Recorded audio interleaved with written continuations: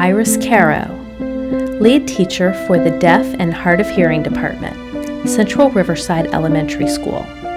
Today we're going to be learning about the respiratory system, and that's going to be for 5th grade. In 4th grade, we're going to be learning about the ecosystems, okay? So here's what we're going to do. I'm going to begin teaching you how I always had that call inside of me that was calling me to do teaching, but I guess I was trying to avoid it. Well, first I went to college to be a marine biologist because I was in Puerto Rico, and that was the thing to do.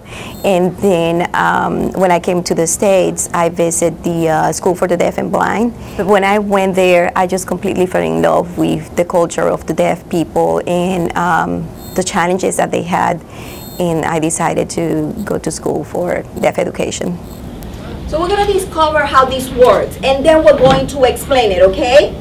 Because it's going to help you make sense of what I'm telling you. Well, I don't think that anything could prepare me for the challenges. I knew it was going to be a challenge, but my thinking was it was just a language barrier.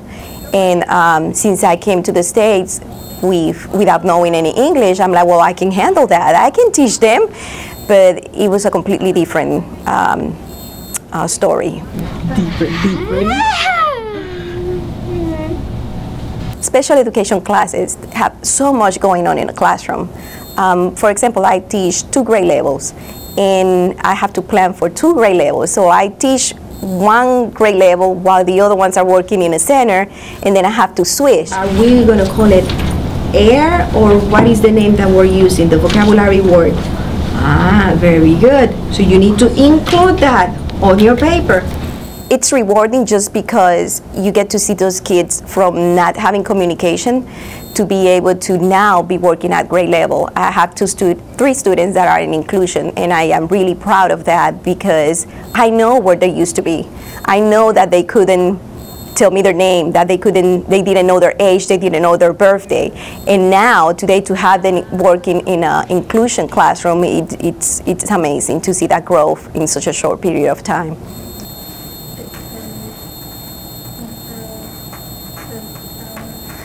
Well, since Ms. Caro communicates through sign language with me, my signing has improved because she teaches me. She teaches me different signs, and it helps me understand things more clearly. It's a passion for me to teach these kids. It's a blessing that I get to be that person that opens the door for communication, that make them believe in themselves. If I can just change one life, it means a lot. But when I have a full class of students that I know that in some way I have impacted their lives, it just is overwhelming. I get overwhelmed with feelings every time I think about it because it's amazing to have a life in your hands, and as teachers, we have to understand that that's what we do. We're not only here to give instruction. Every time that a child comes to us regardless of what disability they have or whether they don't have one, you have that opportunity to make a child believe in themselves. We are building the future of responsible citizens. So if we have that chance every single day, we have to take advantage of it. Because we're here today, but that child might be at another school, and you had your chance to do it.